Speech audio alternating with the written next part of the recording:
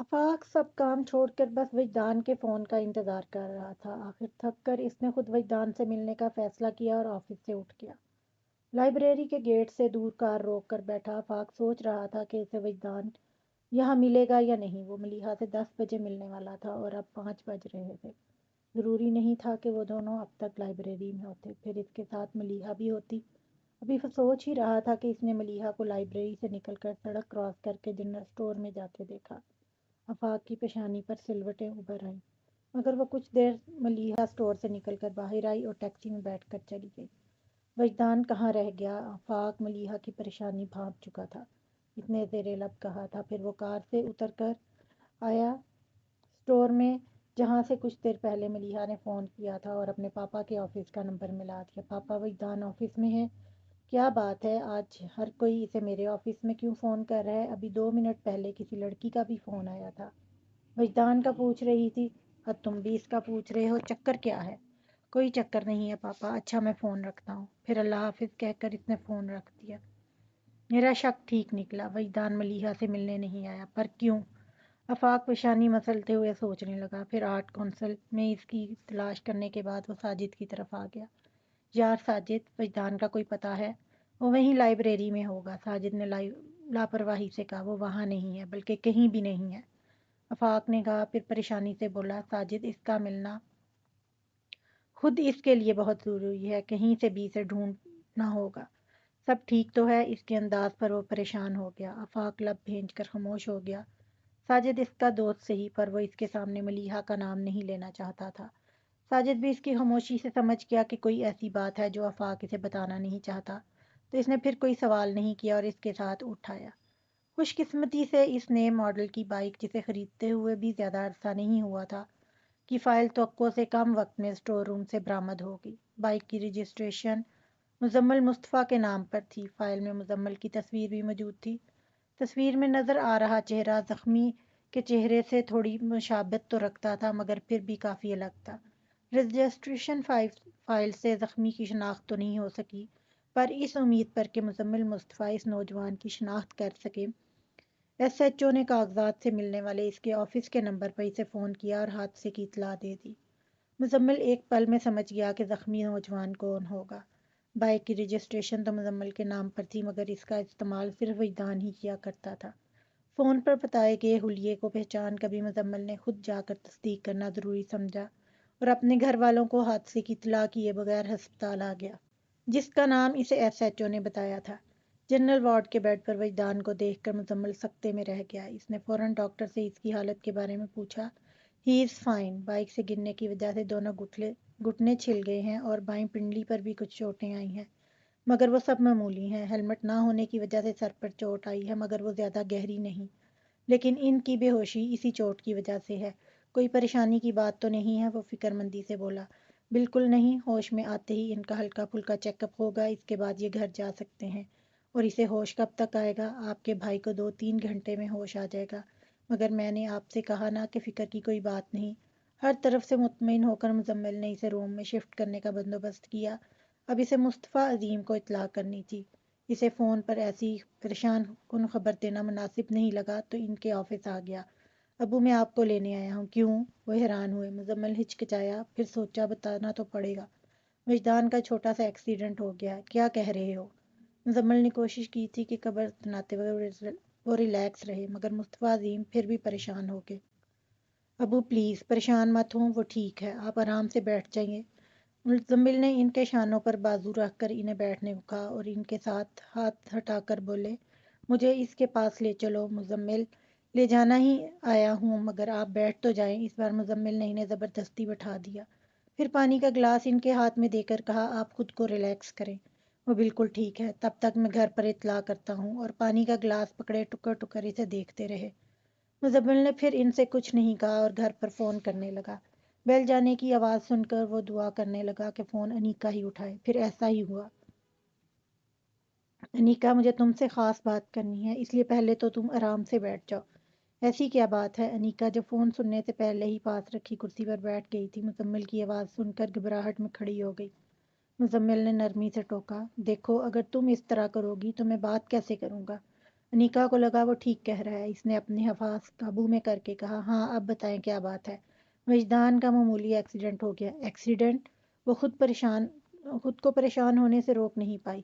ہاں مگر چھوٹا سا، وہ ہسپتال میں ہے لیکن پریشانی کی کوئی بات نہیں، اسے صرف معمولی چوٹیں ہی آئی ہیں۔ میں ابو کو لے کر کچھ دیر بعد گھر آ جاؤں گا، تم امی کو حادثے کا بتا کر ذہنی طور پر تیار کر لو، ورنہ ہسپتال میں وجدان کو دیکھ کر وہ پریشان ہو جائیں گی۔ ٹھیک ہے، اس نے کہہ کر فون رکھ دیا۔ عائشہ مصطفیٰ نے ایکسیڈنٹ کا نام سن کر ہی ہاتھ پاؤں چھوڑ دیے۔ انیکا کو انہیں سنبھالنے میں کافی وقت دقت ہوئی، پھر چادر انہیں پکڑا کر ان کے بیٹھنے کے لیے کرسی اندر سے لا کر پورچ میں رکھی۔ اس کے بعد بیٹے کو تیار کر کے ان کی گود میں دیا اور بھاگ بھاگ کر گھر کے دروازے لاک کرنے لگی۔ تبھی بیل بجی تھی۔ انیکا نے بے ساختہ ہی ڈور کا گیٹ کھول دیا۔ اس کا خیال تھا کہ گیٹ پر مزمل ہوگا، پر وہاں تو کوئی لڑکی تھی۔ اس لڑکی نے کاغذ پر لکھا ایڈریس اس کی طرف بڑھا کر تصدیق چاہی۔ تصدیق کرتے ہوئے انیکا نے پوچھا، ایڈریس تو یہی ہے، پر آپ کو کس سے ملنا ہے؟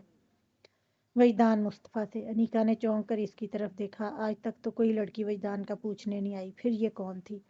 انیکا نے غور سے اس خوش شکل لڑکی کو دیکھا جس نے کالی ساڑی پر میرون شال سلیقے سے اپنے گرد لپیٹ رکھی تھی۔ آپ کون ہیں اور وجدان سے کیوں ملنا چاہتی ہیں؟ میرا نام ملیحہ فاروقی ہے۔ اور اتنا سن کر ہی انیکا کے اندر ابال اٹھنے لگے۔ تو یہ ہے ملیحہ فاروقی جس کی وجہ سے وجدان میری بہن کو ریجیکٹ کر رہا ہے ہی کیا اس میں؟ ہر لحاظ سے ایک عام سی لڑکی ہے۔ اس نے تنفر زدہ آنکھیں ملیحہ کے چہرے پر گاڑ دیں جہاں بدحواسی پھیلی ہوئی تھی۔ وہ منت بھرے انداز میں کہہ رہی تھی، پلیز وجدان کو بلا دیجیے، میرا ان سے ملنا بہت ضروری ہے۔ وہ گھر پر نہیں ہے، انیکا نے کہہ کر گیٹ بند کرنا چاہا، پر ملیحہ نے ایسا کرنے نہیں دیا اور گیٹ پر ہاتھ رکھ کر روکتے ہوئے بولی، آپ کو معلوم ہے وہ کہاں گئے ہیں اور کب تک آئیں گے؟ نہیں جانے وہ کون سا جذبہ تھا کہ انیکا نے اسے بے خبر رکھنا چاہا۔ حالانکہ وہ دیکھ سکتی تھی کہ ملیحہ بہت پریشان ہے۔ شاید یہ ملیحہ کو وجدان سے نہ ملنے کی لاشعوری کوشش تھی۔ ملیحہ نے اپنا نمبر اسی چٹ کے پیچھے لکھ کر انیکا کو دیا اور کہا، وجدان جیسے ہی گھر آئے ان سے کہیں اس نمبر پر مجھ سے بات کر لیں۔ انیکا نے چٹ لے کر گیٹ بند کر دیا۔ بیل کی آواز سن کر عائشہ بھی پوتے کو اٹھائے گیٹ کی طرف بڑھی تھیں، پر انیکا کو بات کرتے دیکھ کر سمجھ گئیں کہ مزمل نہیں آیا اور وہیں رک کر انیکا کو دیکھنے لگی۔ گیٹ بند کر کے وہ واپس مڑی تو انہوں نے پوچھا، کون تھا؟ کوئی لڑکی تھی، غلط پتے پر آ گئی تھی؟ نفر سے کہہ کر اس نے کاغذ کے چھوٹے چھوٹے ٹکڑے کر کے ہوا میں اچھال دیے۔ وجدان ابھی تک بے ہوش تھا۔ عائشہ اس کے ماتھے سے بال سمیٹ کر سر پر بندھی پٹی کو ہلکے ہاتھ سے چھو کر فکر مندی سے بولی، اسے ہوش کیوں نہیں آیا؟ امی سر پر چوٹ لگی ہے، کچھ تو اثر ہوگا۔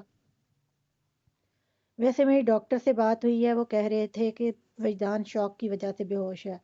سر پر چوٹ لگنے سے اکثر ایسا ہو جاتا ہے، اس میں پریشان ہونے والی کوئی بات نہیں، پھر ایکس رے بھی تو کلیئر ہے۔ مزمل نے رسان سے انہیں سمجھایا۔ ساجد اور آفاق وجدان کو پورے شہر میں ڈھونڈنے کے بعد اس امید پر کہ شاید وہ گھر چلا گیا ہو اس کے گھر آئے۔ آفاق گاڑی میں بیٹھا رہا۔ ساجد اتر کر گیٹ تک آیا، بیل بجاتے ہوئے اس کی نظر گیٹ سے کھولتے تالے پر پڑی۔ آنکھوں میں تفکر لیے وہ گاڑی میں آ بیٹھا۔ آفاق نے اسے دیکھا۔ کیا ہوا؟ گیٹ پر تالا لگا ہوا ہے۔ آفاق چپ سا ہو گیا، پھر ساجد نے ہی پوچھا، اب کہاں چلنا ہے؟ آفاق نے کلائی پر بندی گھڑی کی طرف دیکھا، پھر کہا، 7 بجنے والے ہیں، اب اور وقت نہیں بچا۔ اس کا لہجہ عجیب سا ہو گیا تھا۔ ساجد نے الجھ کر اسے دیکھا لیکن کچھ پوچھنا مناسب نہیں سمجھا۔ تمہیں کہاں ڈراپ کروں؟ آفس ہی ڈراپ کر دو، وہاں سے گاڑی لے کر گھر جاؤں گا۔ نہیں، تم صبح پیدل آفس جانا پڑے گا، ساجد اپنی عادت کے مطابق لائٹ سے موڈ میں بولا۔ اسے آفس چھوڑ کر آفاق نے کار اپنے گھر کی طرف موڑ دی۔ نور الہدیٰ کو آج پتہ چلا تھا کہ غم جانا کے ساتھ غم روزگار کا کمبینیشن کتنا برا لگتا ہے۔ انہوں نے ہمیشہ ملیحہ کے لیے کچھ سوچنے سے خود کو باز رکھا تھا، پر آج انہیں ملیحہ کے سوا کچھ سجائی نہیں دے رہا تھا۔ وہ یوں بھی خوش باش انسان تھے، پر آج ان کی خوشی انتہا کو پہنچی ہوئی تھی۔ محبت کو پا لینے کا نشہ بھی کیسا سحر انگیز ہوتا ہے، اور یہ سحر پوری طرح سینے جکڑے ہوئے تھا۔ وہ سرے شام ہی گھر لوٹ آئے۔ بابا جان اور ملک ناصر لاؤنج میں آمنے سامنے صوفوں پر بیٹھے تھے، پر آج شطرنج کی بساط نہیں بچھی تھی۔ نور الہدیٰ اس تبدیلی کو نوٹ کیے بغیر بابا جان کے پاس آ گئے۔ لیجیے بابا جان، حسب وعدہ 7 بجے سے پہلے میں گھر پر ہوں، لیکن ملیحہ گھر پر نہیں ہے۔ بے ساختہ بابا جان کے منہ سے نکلا تو سرسری سے انداز میں پوچھنے لگے، کہاں گئی؟ بابا جان نے ذرا توقف کیا، پھر کہا، شادی کی شاپنگ کے لیے، ابھی تک آئی نہیں۔ پھر دھیان آنے پر پوچھنے لگے، اور گئی کس کے ساتھ؟ اکیلی ہی گئی ہے اور کچھ دیر میں آ جائے گی۔ اچھا، میں فریش ہو کر آتا ہوں، پھر ساتھ میں چائے پئیں گے، نور الہدیٰ نے کہا، پھر اٹھ کر اپنے کمرے میں چلے گئے۔ تم نے اسے بتایا کیوں نہیں اظہر؟ ملک ناصر نے نور الہدا کے جانے کے بعد بابا جان سے کہا، بتانے کے لیے کیا رکھا ہے ملک؟ صبح سے شام ہو گئی اور ملیحہ ابھی تک گھر نہیں آئی۔ ہو سکتا ہے ابھی تک ملیحہ کی وجدان سے ملاقات نہ ہوئی ہو۔ ملک ناصر نے خوشگوانی کی تو بابا جان بولے، اور یہ بھی ہو سکتا ہے اس نے ملیحہ کی بات ماننے سے انکار کر دیا ہو۔ پھر اپنے ہی قیاس پر پریشان سے ہو گئے۔ ملک دعا کرو میری بیٹی کا دل نہ ٹوٹے۔ مگر 7 بجے اہتمام سے تیار ہوئی ملیحہ کو ڈرائنگ روم میں آتا دیکھ کر وہ سمجھ گئے کہ ان کی دعا رائے گاں گئی تھی۔ بابا جان تو کچھ بھی بولنے کی پوزیشن میں نہیں تھے، البتہ ملک ناصر فوراً اس کی مدد کو آئے۔ چھوڑیے بھابھی، اب باتوں میں مزید وقت کیا گنوانا، آؤ بیٹی کی رسم کر لی جائے۔ سب رسم کے خیال سے ایکسائٹڈ ہو گئے اور کسی کو پھر اس طرف دھیان نہیں آیا۔ ملیحہ سے کہہ کر وہ بابا جان کے پاس آئے جو ماتھے پر شکنے لیے ملیحہ کو گہری نظروں سے دیکھ رہے تھے۔ چلو اظہر، اس نے میری بیٹی کو دھوکہ دیا ہے، بابا جان نے آتشین لہجے میں گھٹی ہوئی آواز کے ساتھ کہا تو ملک ناصر نرمی سے ٹوک کر احساس دلانے لگے، یہ وقت ان باتوں کا نہیں ہے، آؤ بیٹی کے سر پر ہاتھ رکھ کر دعا دو۔ پھر نور الہدا نے بابا جان سے اجازت لے کر ملیحہ کے بائیں ہاتھ کی انگلی میں ڈائمنڈ رنگ پہنا دی۔ پلکیں جھکا کر بیٹھی ملیحہ کو دیکھ کر بابا جان نے دل ہی دل میں دعا دی، یا اللہ، جو دکھ میری بیٹی نے جھیل لیا اس کی شکایت نہیں کی، مگر آئندہ ملیحہ کی زندگی میں کوئی غم نہ آئے۔ 7 بجے کہیں جا کر وجدان کو ہوش آیا تو آنکھیں کھول کر چھت کو دیکھنے لگا۔ پھر اس نے گردن ہلا کر دائیں بائیں دیکھا، اپنے گھر والوں کو اپنے پاس دیکھ کر اس نے پوچھا، میں کہاں ہوں؟ تم ہاسپٹل میں ہو۔ مصطفیٰ عظیم اس کے پاس آ کر بولے، مگر اسے فوری طور پر کچھ یاد نہیں آیا تو حیرت سے بولا، ہاسپٹل میں؟ ہاں، تمہارا ایکسیڈنٹ ہو گیا تھا۔ ایکسیڈنٹ؟ وجدان کو سب یاد آ گیا تھا، یہ بھی کہ وہ ملیحہ سے ملنے جا رہا تھا۔ وہ جھٹکے سے اٹھ کر بیڈ سے کھڑا ہو گیا، مگر چکر آ گئے اور ساتھ ہی سر میں ٹیس بھی اٹھی تھی۔ دونوں ہاتھوں سے سر تھام کر وہ واپس بیڈ پر بیٹھ گیا۔ آرام سے بیٹا، عائشہ نے قریب آ کر اس کے بالوں میں ہاتھ پھیرا۔ کیا ٹائم ہو رہا ہے؟ وجدان کے پوچھنے پر مزمل نے گھڑی دیکھ کر کہا، شام کے 7 بج رہے ہیں۔ کیا؟ اسے یقین ہی نہیں آیا۔ پھر وہ چکراتے سر اور درد کرتے گھٹنوں کی پرواہ نہ کرتے ہوئے بیڈ سے اٹھ کر مزمل کے پاس آ کر بولا، مزمل بھائی، اپنی گاڑی کی چابی دے، مجھے جانا ہے۔ کہاں جا رہے ہو؟ ابھی تو ہوش آیا ہے، تمہارا چیک اپ ہونا باقی ہے۔ عائشہ مصطفیٰ پریشان ہوگی، تمہاری ماں ٹھیک کہہ رہی ہے وجدان، چیک اپ سے پہلے تم کہیں نہیں جا سکتے، پھر تم نے صبح سے کچھ کھایا بھی نہیں۔ ابو پلیز، یہاں میرا دم رک رہا ہے اور آپ کو کھانے کی پڑی ہے۔ اس کے لہجے کی بے قراری محسوس کر کے مصطفیٰ عظیم ہوش ہو گئے اور وہ پھر سے مزمل سے بولا، بھائی چابی دے۔ مزمل سمجھ گیا تھا کہ وہ رکے گا نہیں، اس لیے نرمی سے بولے، دیکھو تم اس حالت میں ڈرائیو نہیں کر سکتے، جہاں جانا ہے میں تمہیں لے جاتا ہوں، بتاؤ کہاں جانا ہے۔ وجدان اس سوال پر الجھ گیا تھا۔ 7 بجے لائبریری بند ہو جاتی تھی اور ایگزیبیشن بھی اس وقت ختم ہو چکی ہوگی۔ پھر ملیحہ سے ملنے کی کیا صورت ہو؟ سوچتے سوچتے اس کی نظر انیکا پر پڑی تو یوں ہی پوچھنے لگا، بھابھی، میرے لیے کوئی فون آیا تھا یا گھر پر کوئی پوچھنے آیا ہو؟ انیکا اندر ہی اندر گھبرا گئی، مگر اس کے بولنے کی نوبت ہی نہیں آئی اور عائشہ نے کہا، ہاں، آفاق کا فون آیا تھا، کہہ رہا تھا ضروری کام ہے، تم اسے فون کر لو۔ وجدان کو پتہ نہیں کیوں لگا کہ آفاق ملیحہ کے بارے میں بات کرنا چاہ رہا ہوگا۔ وہ تیزی سے بولا، مزمل بھائی، مجھے آفاق کے گھر لے چلیں۔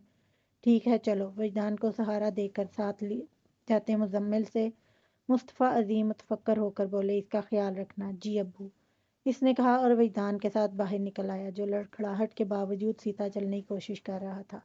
آفاق کے گھر پہنچتے تو وہاں کوئی نہیں تھا۔ اب کیا کرو گے؟ مزمل نے پوچھا۔ دیکھو، ساری فیملی کہیں گئی ہوئی ہے اور واپسی میں یقیناً دیر ہو جائے گی، تو چوکیدار کی طرح گیٹ پر بیٹھے رہنے سے کیا بہتر یہ نہیں کہ ہم کسی ہوٹل میں جا کر کھانا کھا لیں؟ مجھے بہت بھوک لگ رہی ہے، آخر میں وہ بیچارگی سے بولا تو وجدان ہنس پڑا۔ ٹھیک ہے، لیکن بل آپ دیں گے؟ وکیلوں کی نظر دوسروں کی جیب پر کیوں ہوتی ہے؟ کیونکہ دوسروں کی جیب سے ہی وکیلوں کی جیب میں مال آتا ہے، اس نے مسکراتے ہوئے کہا۔ تو مزمل نے کہا، پیٹ باتوں سے بھر لیں گے تو کھائیں گے کیا؟ چلو۔ اور دونوں بھائی پاس کے ہی ہوٹل میں کھانا کھانے چل پڑے۔ کھانے کے بعد افتخار حسن نے رخصت کی اجازت چاہی تو ملیحہ سمیرا سے مل کر منت سے بولی، آج رک جاؤ سمیرا۔ صبح تو آفاق نے سمیرا سے بات کرنے کو ٹال دیا تھا، مگر اس وقت اسے سمیرا سے بات کرنے کی بہت جلدی تھی، اس لیے ملیحہ کی حالت کو نظر انداز کرتے ہوئے اس نے اشارے سے سمیرا کو منع کر دیا۔ اس کا اشارہ سمجھ کر سمیرا نے ملیحہ سے نہ چاہتے ہوئے معذرت کر لی، آج تو نہیں رک سکتی، مگر کل میں صبح میں ہی آ جاؤں گی۔ پھر اپنا خیال رکھنے کا کہہ کر گاڑی میں بیٹھ گئی۔ آفاق بھی بابا جان کو اللہ حافظ کہہ کر نور الہدا سے ملنے کے بعد گاڑی میں آ گیا۔